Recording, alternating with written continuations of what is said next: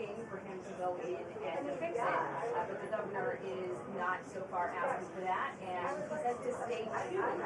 The Illinois governor has so far refused to write in the National Guard, despite a different response from the D.C. mayor here yesterday, basically saying that while they feel that the presence of federal agents is somewhat working down trust, the report is really praising the results, touting an 87% reduction in car traffic in the last 20 days. She said had it trickled down to about reducing the use of guns, basically impacting everything from robberies to homicides and having a significant spread across the city. Also, people shows 81% of people surveyed believe that crime is a big problem in major cities. That includes 68% Democrats. So far, a lot of these state leaders that the president has been talking about are still listing giving the information that we want. I just think that go in and do that and help out if they so choose. However, their position right now is that they would prefer to be asked. So we will see what that means and what plans are ahead. I expect we'll get probably a lot of information on that. So about that.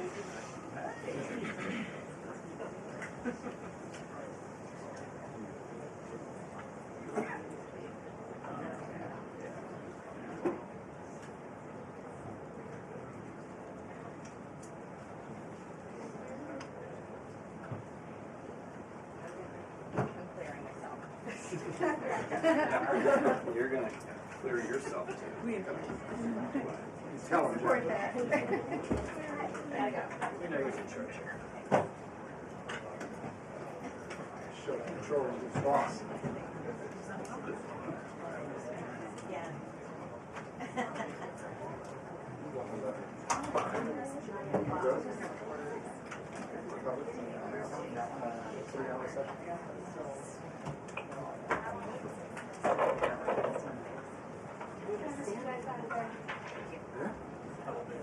We're 15 minutes.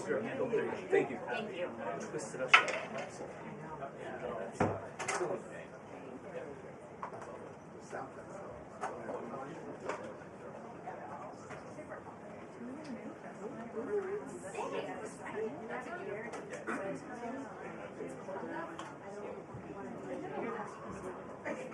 I'm doing the summer boot.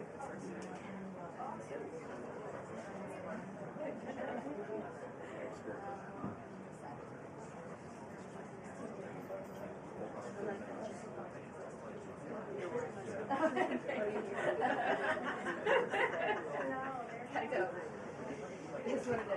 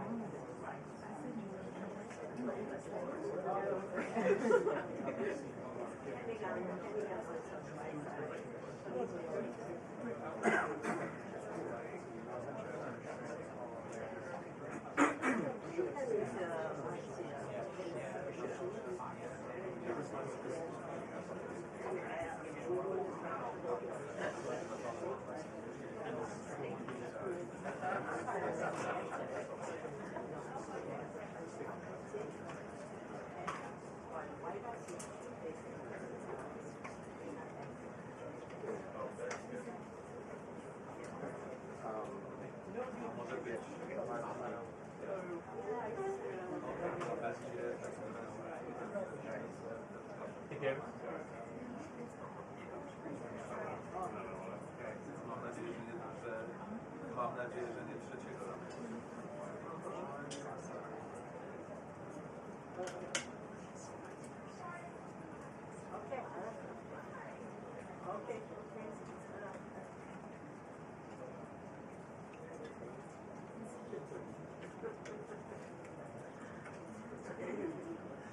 Papieża dlaczego?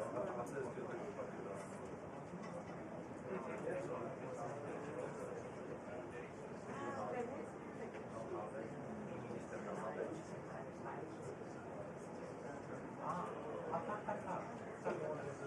je zaraz przecieka, tak.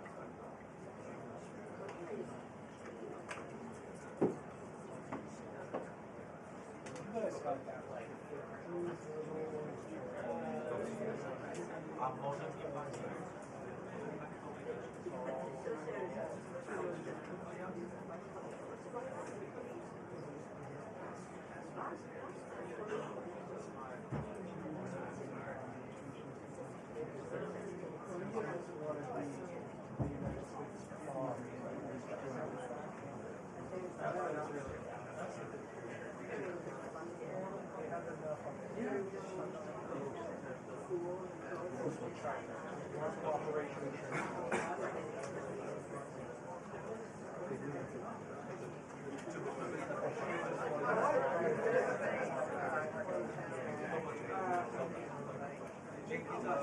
I know there's a rich history.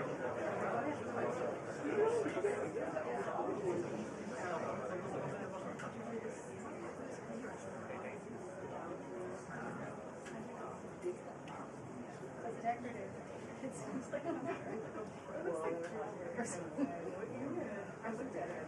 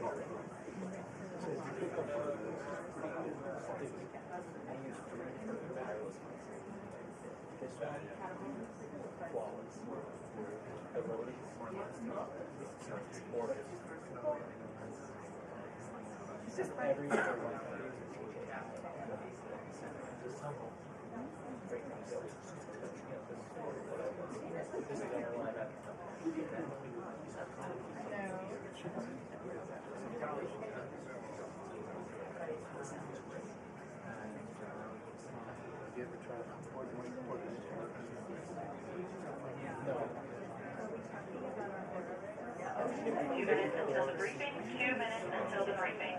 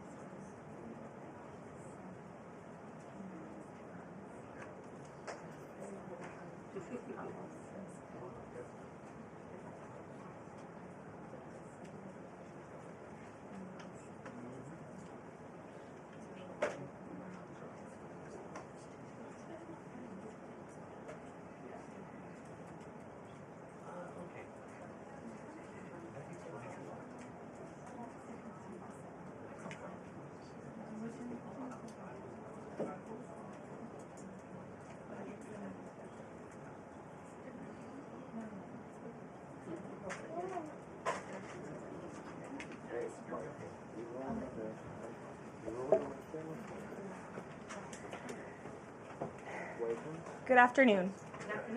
Good to see all of you. I want to begin today's briefing by addressing the horrific shooting that took place yesterday at the Annunciation Catholic Church in Minneapolis, Minnesota.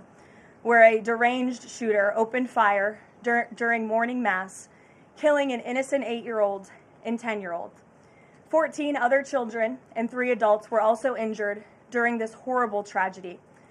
This was the first morning mass of the school year for these beautiful, innocent children, and this sacred religious service was desecrated by an evil monster. We are all eternally grateful to the heroic law enforcement officers and first responders whose courage and swift response aided all of those impacted by this horrible tragedy. As Director Kash Patel confirmed yesterday, the FBI is currently investigating this shooting as an act of domestic terrorism and a hate crime targeting Catholics. President Trump signed a proclamation yesterday following his call with the governor of Minnesota, Tim Walz, acknowledging the victims and their families and directing flags to be flown at half-mast. President Trump and the First Lady encouraged the entire nation to join all of us in praying for the victims and their families as they face unimaginable grief and loss. The White House and the FBI will continue to provide further updates as they become available. I also have a quick scheduling announcement for you today. The President will travel to New York City on September 22nd to address the United Nations General Assembly on Tuesday, September 23rd. On another matter, as Americans make their Labor Day weekend travel plans, they will be able to enjoy 5-year low gas prices thanks to President Trump fully unleashing American energy dominance. President Trump ended Joe Biden's Green New Scam policies and is delivering on his promise to make America affordable again. These savings at the pump are giving everyday American families more room in their budgets at the end of each month, which is the exact opposite of what we saw under the previous administration. And as we commemorate Labor Day this year, we finally have a president who fights and delivers for the American worker every single day. President Trump believes that American workers are the heart and soul of our economy and our national identity, which is why he's championed an agenda that puts them first always. For decades, the hardworking men and women of our country who built the greatest nation in world history were sold out by selfish, greedy, short-sighted globalists who put our country on a path to economic and cultural ruin. They hollowed out our factories and towns and betrayed the American working class by shipping jobs overseas and importing millions of low-wage migrants to replace American workers.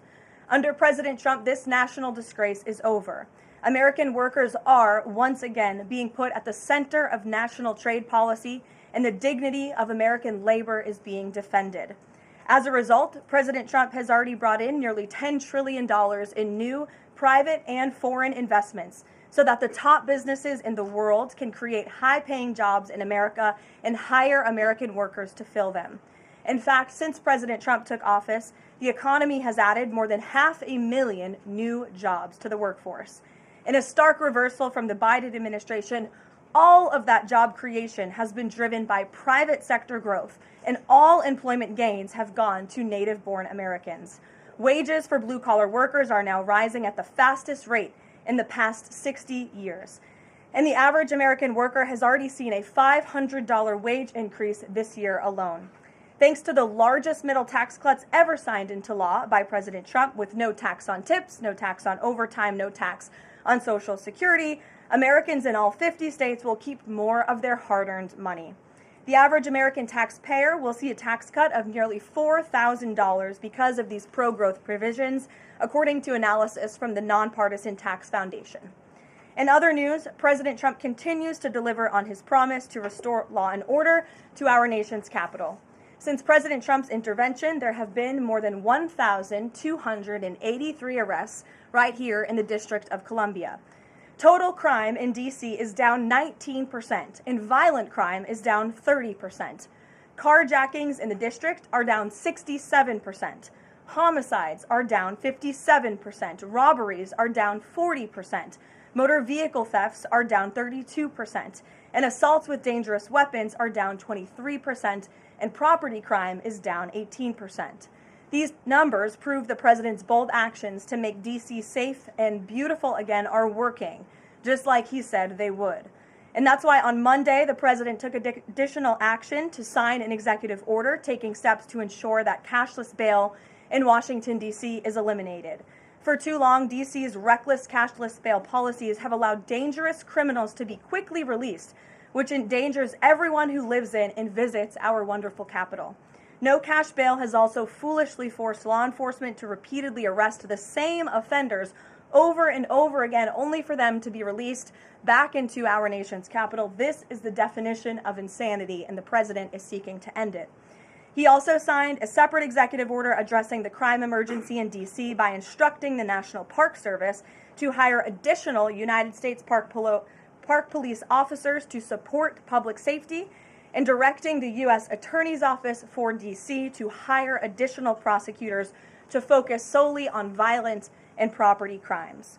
So while liberal Democrats across the country continue to double down on their failed soft on crime approach, the American people, including local D.C. leadership, business owners, and residents, are rallying behind President Trump's crime crackdown.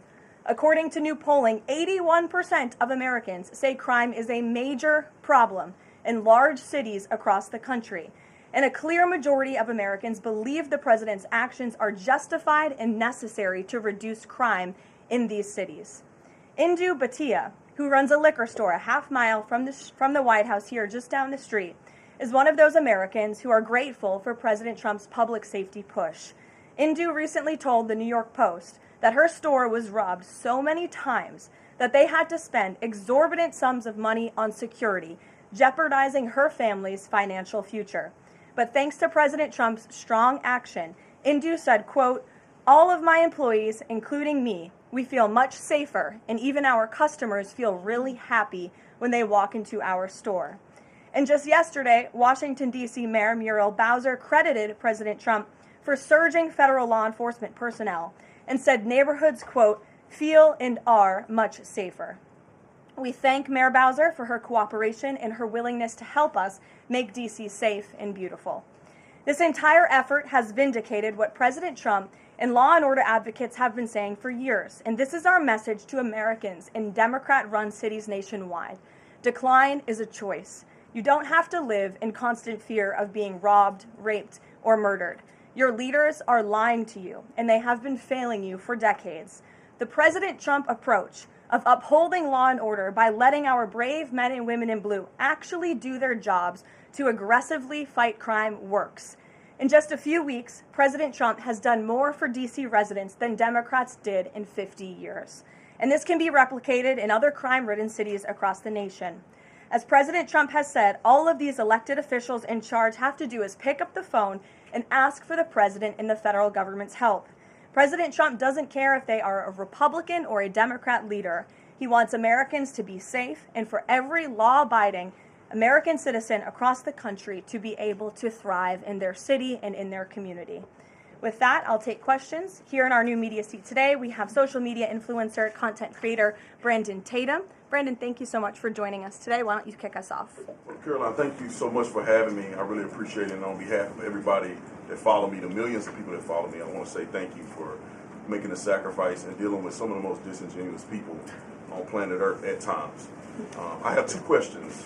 The first question is associated with the shooting that occurred the other day. And I want to ask the question of, we know that it's not a gun thing. Any rational person knows it's not a gun thing. We know it's a mental health issue. So I want to know from you, what is President Trump and the White House going to do to address mental health issues around the country associated with these shootings? And the second thing is Chicago. You know, anybody with a connected brainstem knows that Chicago's crime is out of control. And young black men are getting killed, laying dead in the middle of the streets every single day in Chicago. No president has addressed any of these issues. And so what is the White House going to do to address issues in their capacity to deal with the conflict and violence in Chicago? Sure. Well, to your first question about this shooting in Minnesota, right now, the administration is focused on helping the people of Minnesota. It's been less than a day, of course, since this tragedy happened. We have federal law enforcement on the ground assisting local law enforcement. This investigation is ongoing. There's still a lot of facts to understand about these circumstances. And so we're going to continue to do that. As for Chicago and cracking down on crime, it is a priority of this administration to ensure that American cities are safe again. And I'm so glad that you brought up the crime in Chicago, because we've been seeing the governor of Illinois parading out there saying that there's nothing wrong with Chicago. It's a great place to live. There's no crime there. He doesn't need President Trump's help. Well, I think the residents of Chicago beg to differ, and the statistics beg to differ. And I'll just share a few of those statistics with all of you. For 13 consecutive years, Chicago has had the most murders of any U.S. city. This is J.B. Pritzker's legacy, by the way. For 7 consecutive years, Chicago has had the highest murder rate among U.S. cities with more than 1 million people. In 2024, just last year, Chicago's murder rate per capita was 3 times higher than Los Angeles and nearly 5 times higher than New York City. That's more than double the murder rate in Islamabad and nearly 15 times more than Delhi. Out of Chicago's 147,899 reported crimes this year, that's how many crimes have been reported in Chicago since January 1st. There have only been arrests in 16% of them. These numbers are unacceptable. There have been more illegal guns recovered in Chicago than in New York City and Los Angeles combined. The number of reported motor vehicle thefts last year was more than double the number in 2021. And Chicago has also, just like D.C., come under scrutiny over discrepancies in its homicide data reporting. So as bad as these numbers are, perhaps they are even worse. And this is Governor Pritzker's legacy. He should put politics aside. He should pick up the phone and call this president, who would be more than happy to do right by law-abiding American residents in the city of Chicago, and we hope that he will. Gabe, and thanks for being here, Brandon. Gabe. Karoline, thank you so much. First on the firing of the CDC director. First, Sure. Who will replace her? And then also, overnight, the White House said that she did not align with the president's agenda. Dr. Menard's attorneys say that she refused to rubber stamp unscientific, reckless directives and fire dedicated health experts. What specifically did she do wrong? Look, what I will say about this individual is that her lawyer's statement made it abundantly clear themselves that she was not aligned with the president's mission to make America healthy again. And the secretary asked her to resign. She said she would, and then she said she wouldn't, so the president fired her, which he has every right to do. It was President Trump who was overwhelmingly reelected on November 5th. This woman has never received a vote in her life, and the president has the authority to fire those who are not aligned with his mission. A new replacement will be announced by either the president or the secretary very soon. And the president and Secretary Kennedy are committed to restoring trust and transparency and credibility to the CDC by ensuring their leadership and their decisions are more public-facing, more accountable, strengthening our public health system, and restoring it to its core mission of protecting Americans from communicable diseases, investing in innovation to prevent, detect, and respond to future threats. That's the mission of the CDC, and we're going to make sure that folks that are in positions of leadership there are aligned with that mission. And briefly on another topic, alligator Alcatraz. Last week, a judge on an environmental concerns lawsuit said that the administration had 60 days to wind down operations there, state officials did. Now, the administration has not been shy in fighting back against what it calls activist judges, but why is it backing down this time? We're not backing down. We've always said that we are going to continue to fight in the court of law for what's right, because we know that what this administration is doing with respect to all policy, but also immigration policy, is above the books, and we're abiding by our nation's immigration laws. And we think it's despicable that an activist judge has inserted themselves in this migrant detention facility to the point where DHS is now having to relocate these illegal immigrants to other detention facilities around the country. That is an unnecessary burden on the Department of Homeland Security and these agents who should be removing these criminals from our community. That's what the American people elected this president to do. So we've always maintained, Gabe, we're going to comply with court orders, but we're also going to fight back on them on the merits of the law. And DHS is in compliance while we disagree with this decision, and we'll continue to fight it in court. Let's go to... Hey, Go ahead. Thanks so much. So just following up on the CDC firing, Sure. Are you anticipating other changes there at CDC in addition to that firing? And is the administration going through in a very sort of organized fashion? Is there a task force that's going through high-level appointees to see who is or isn't aligned with the mission? Like, should we expect more changes? Not to my knowledge. I understand there were a few other individuals who resigned after the firing of Ms. Monarez. One of those individuals wrote in his departure statement that he identifies pregnant women as pregnant people. So that's not someone who we want in this administration anyway. So if people are not aligned with the president's vision and the secretary's vision to make our country healthy again, then we will gladly show them the door. Caroline, can I just Go to the back. Thank you, Caroline. Go behind you, Andrew. Go ahead. Oh, thank you, Caroline. The military deployment that President Trump has sent to the Caribbean Sea close to the shores with Venezuela is massive. It's much more that is needed to simply counter narcotics operations. Is President Trump considering launching military strikes to military installments or facilities in Venezuelan soil? I won't get ahead of the president with respect to any military action or questions about that ever. But what I will tell you is that many Caribbean nations and many nations in the region have applauded the administration's counter-drug operations and efforts, and the president is prepared to use every element of American power to stop drugs from flooding into our country and to bring those responsible to justice. And as I've said from this podium before, the Maduro regime is not the legitimate government of Venezuela. It is a narco-terror cartel. Maduro is not a legitimate president. He is a fugitive head of this drug cartel. He has been indicted in the United States for trafficking drugs into our country, and it is the utmost responsibility of this president and this administration to prevent the illicit flow of drugs into our country and to protect citizens from those deadly poisons. Reagan. Thanks, Caroline. I have two questions for you. Sure. Democrats, including former White House Press Secretary Jen Psaki and Minneapolis Mayor Jacob Frey, attacked prayer and pushed gun control in the aftermath of yesterday's shooting. What's the White House's response to their comments? Yes, I saw the comments of my predecessor, Ms. Psaki, and frankly, I think they're incredibly insensitive and disrespectful to the tens of millions of Americans of faith across this country who believe in the power of prayer, who believe that prayer works, and who believe that in a time of mourning like this, when beautiful young children were killed while praying in a church, it's utterly disrespectful to deride the power of prayer in this country, and it's disrespectful to the millions of Americans of faith. And I would encourage Ms. Psaki to pray for these families themselves who need it right now more than ever. My second question for you is that there have been media outlets who have glazed over the fact that the shooter was confused in their gender identity. Does the administration believe that this element needs to be investigated in the shooting? All of the elements are being investigated in the shooting, absolutely. Which is why part of the reason the FBI director came out and immediately confirmed that facet of the investigation. John. Thanks a lot, Caroline. Two questions on two separate issues. First of all, the drone and missile strikes that took place overnight in Ukraine. General Keith Kellogg, the president's special envoy, has described these attacks as egregious. Do you agree with that description, and do you view President Putin as an impediment to getting peace between these two countries? Well, it's not about if I agree, it's about what the president thinks, and I know what the president thinks because I talked to him about this. He was not happy about this news, but he was also not surprised.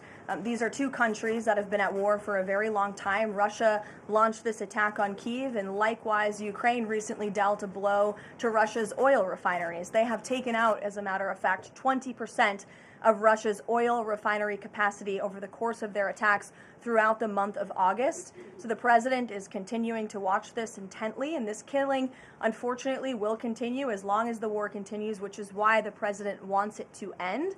And that's why he's worked harder than anyone to end this war, which would have never started if he were president. But perhaps both sides of this war are not ready to end it themselves. The president wants it to end, but the leaders of these two countries need it to end and want it to end, must want it to end as well. And I think the president will make some additional statements on this later. My second question has to do with, Carrie. I just had one more, if I may. It has to do with the president's intention to remove Lisa Cook as a member of the Federal Reserve Board. He is going or acting upon allegations that have been made by Trump administration official Bill Pulte. These are just allegations. She hasn't been convicted yet of any crime. Is the administration opposed to allowing Ms. Cook to have due process, to challenge what has been alleged against her? I believe she is challenging it. I believe she just filed a lawsuit today, and Mr. Pulte has deferred those allegations over to the Department of Justice to investigate them. What I will say is that you had these mortgage receipts very clearly shown to the president, and he has the cause that he needs to fire this individual. He laid it out in the letter that he provided to her and to the public as well. And so we'll continue to fight this battle.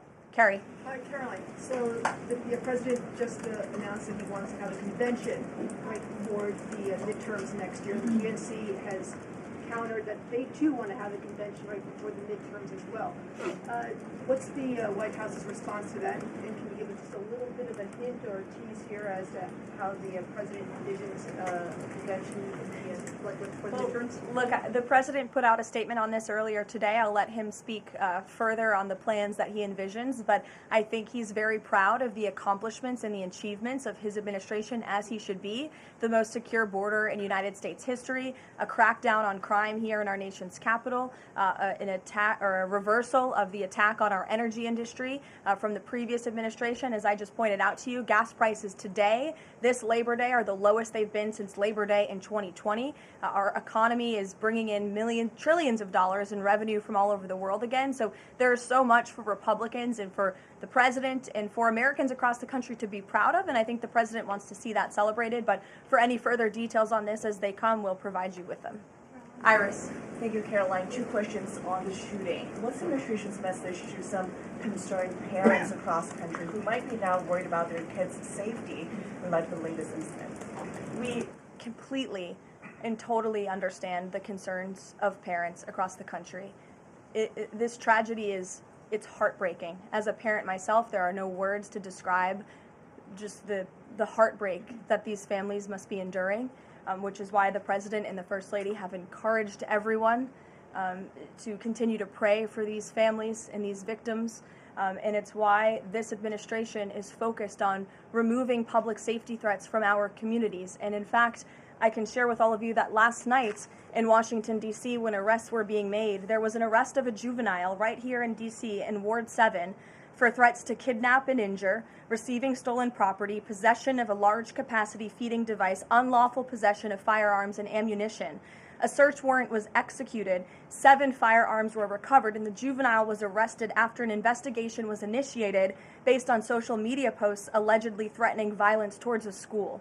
So this was a juvenile who was a risk to not just himself, but the community here in Washington, and he was removed from the community last night because of the law enforcement efforts of this administration. And I would also point to the statement of our wonderful First Lady that she released yesterday. She wrote, "The tragic mass killing in Minnesota illuminates the need for preemptive intervention in identifying school shooters. Early warning signs are often evident, with many individuals exhibiting concerning behaviors and making violent threats online prior to their actions. We encourage all Americans, as the old saying goes, if you see something, say something. If you see warning signs or threats, report it to law enforcement." This administration, federal law enforcement, will take those reports and those threats seriously. They will be treated as a law enforcement emergency, and we will act accordingly. And on the First Lady's statement, would the administration consider ramping up resources on these fronts to parents and schools across the country to help them look into these signs and prevent more tragedies? It's a very fair question, Iris. As for any potential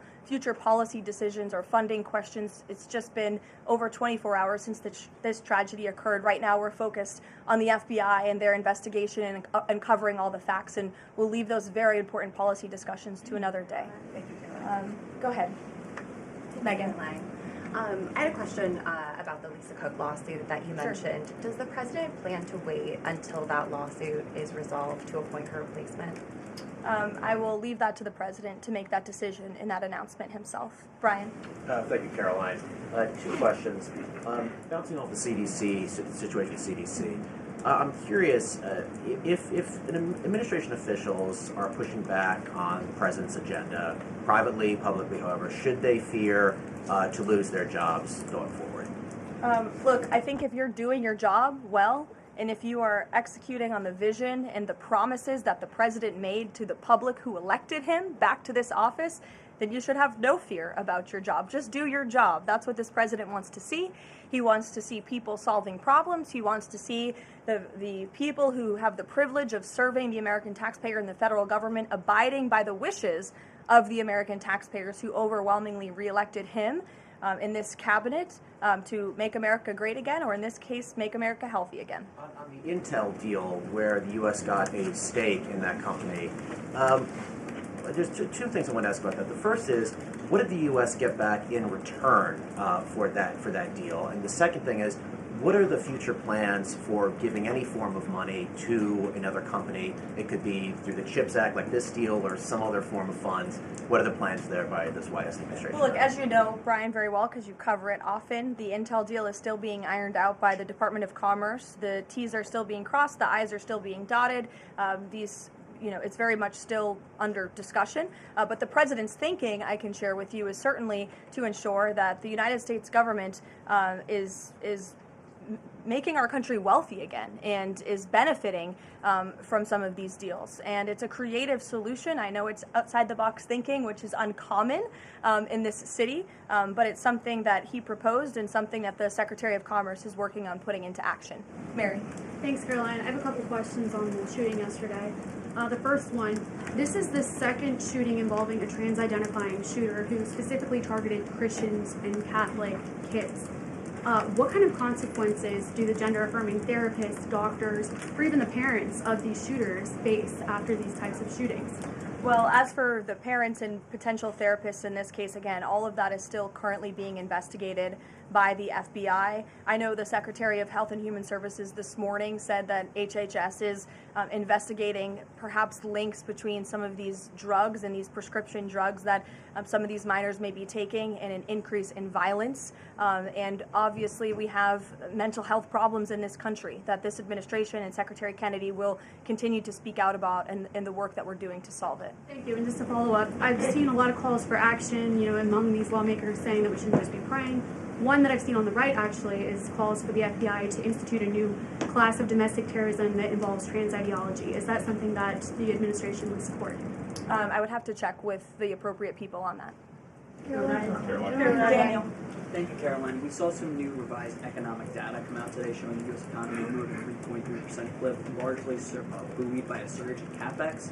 What's the White House reaction to this, and is this sort of the president's vision beginning to come to life after the Big Beautiful Bill was passed in July? Yes, I mean, look, we did say that once the Big Beautiful Bill was signed into law, we're going to see the effects of this massive pro-growth piece of legislation. As I laid out for you as we head into the Labor Day weekend, there's many positive economic indicators that the American people can be hopeful about. But don't forget, we are reversing 4 years of reckless spending from the previous administration, of slamming regulations down the throats of American business owners and consumers across the country. But the administration is working very hard to unravel all of that and to ensure that small business owners and workers are thriving and that they have more money in their own pockets to spend. Thank you. Thanks so much, Caroline. Back on the CDC, there was reporting that some of the initial problems between RFK and the CDC director stemmed from miscommunications or differences on vaccine policy. So I wonder if you could just say whether or not the president believes that the COVID vaccine should be available to and covered by insurance for all Americans, regardless of age and pre-existing conditions. What I will tell you is that the FDA recently revoked the emergency use authorizations for 3 COVID vaccinations while simultaneously greenlighting 4 new COVID-19 vaccines with 2025 and 2026 formulas. The reason for the revocation of that emergency use authorization is because obviously the COVID pandemic and the public health emergency is over. But just to correct the record, because there's been a lot of misinformation on this, the FDA's decision does not affect the availability of COVID vaccines for Americans who want them. We believe in individual choice. That's a promise both the president and the secretary have made, and it's a promise they have now delivered on. Question, if I could, Caroline. Question, if I could. Sorry. I wondered if you could answer why the president hasn't acknowledged the shooting at CDC headquarters that took place earlier in August, where a police officer was killed, and it was reported that the motivation for the shooting was somebody who was really unhappy with the effects of the COVID vaccine. We absolutely were very much aware of that shooting. The Secretary of Health and Human Services put out a statement immediately. He was in touch with the CDC, and he actually traveled to Georgia to assess the situation and to mourn with the people who work in that building there. So, go ahead. With respect to Labor Day, one of the most underrepresented groups right now are police officers. 30,000 police officers short in America right now. To Brandon's question, 1,300 short in Chicago, 3,000 short in New York, 500 short here in Washington, D.C. What can the White House, what can the President do to help recruitment of police officers? You've done well with the military and Border Patrol. What can be done to get more police officers on the streets of America? Well, the president has certainly been very successful in recruiting federal law enforcement. If you look at the ICE recruitment campaign that was led by he and our Secretary of Homeland Security, we've seen more than, I believe, 130,000 applicants to join ICE, which is just amazing. There's more applicants now than there are jobs to fill, and we're very grateful for that. Clearly, Americans want to serve their communities. They just need a leader who encourages them to do so. So maybe Governor Pritzker should spend less time demonizing the police, more time trying to recruit more police, and more time trying to call the President of the United States to get crime in his city under control. The President wants to allow law enforcement, whether it's state, local, federal, to do their jobs, to arrest criminals, to put them behind bars, and to remove public safety threats from American communities. He'll continue to do that. Thank you, guys.